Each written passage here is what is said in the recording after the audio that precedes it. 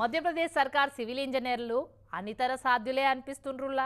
Bridge కట్టుట్లా వాళ్ళ పనితనం చూస్తే చైనా వాళ్ళు కూడా నోరెళ్ళబెట్టేటట్టే ఉన్నారు. మొన్నటికి మొన్ననే కదా 90 డిగ్రీల టర్న్ తీసుకునే బ్రిడ్జ్ కట్టి ఫేమస్ అయినరు. పాము నడక లెక్క పోవలసి ఉంటుంది ఇక బ్రిడ్జ్ మీద.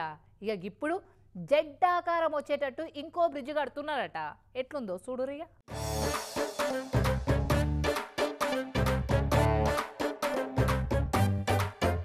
బ్రిడ్జిలు ఫ్లైఓవర్లు కడితే ఎక్కువ తక్కువ టర్నింగ్లు ట్విస్టులు లేకుండా చూసుకుంటారు చక్కగా ఉండేటట్టు ఇంజనీర్లు ఎవరైనా. కానీ అందరు కట్టినట్టు కడితే మన గొప్పే ఉంటుంది, మన గురించి ఎవరు మాట్లాడుకుంటారో అనుకుంటారో ఏమో. కానీ ఇంగ్లీష్ భాషలో పెద్ద అక్షరాల షేపులు వచ్చేటట్టు కట్టిస్తున్నారు ఫ్లైఓవర్ బ్రిడ్జ్లను ఈ మధ్యప్రదేశ్లో ఇంజనీర్లంతా. మొన్నటికి మొన్న భోపాల్ సిటీలో కట్టిన ఈ రైల్వే ఫ్లైఓవర్ చూస్తే 90 డిగ్రీల కోణంతో ఏకదమ్న టర్నింగ్ ఇచ్చి ఎల్ షేపులో కట్టించారు. ఇక అదే బ్రిడ్జ్ మీద ఎస్ షేపులో కూడా జరంత బ్రిడ్జ్ ఉన్నది పాము లెక్క.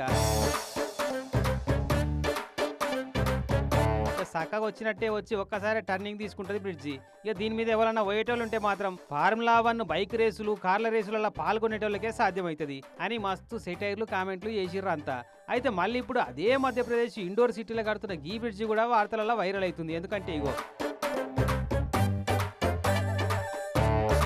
ఈ పిల్లర్ ముఖం ఇటుంటే పక్క పిల్లర్ ముఖం చూడు ఎటు దిక్కు చూస్తుందో.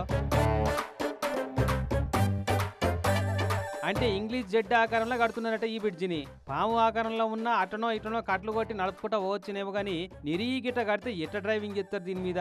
పిల్లగాళ్ళు ఫోన్లలో ఆడుకునే కార్ రేసుల గేమ్లలో కూడా గిసుంటి టర్నింగ్లు ట్విస్టులు ఉండేయేమో. మరి ఇంత గొప్ప డిజైన్లతోటి బ్రిడ్జిలు కట్టియాలన్న అద్భుతమైన ఐడియాలు ఎట్లొస్తున్నాయో అక్కడి అధికారులకు. ఇక ఇప్పటికైతే ఇంగ్లీషు పెద్ద అక్షరాలల్లో ఎల్లు ఎస్ జెడ్ అక్షరాలను పోలిన బ్రిడ్జిలు కట్టుడయింది. ఇక ఇంకా ఏమేమి అక్షరాల ఆకారాలలో కడతారో రేపు కట్టబోయే బ్రిడ్జిలను అని నవ్వుకుంటున్నారట ఈ 2 బ్రిడ్జిల ఆకారాలను చూసిన వాళ్ళంతా.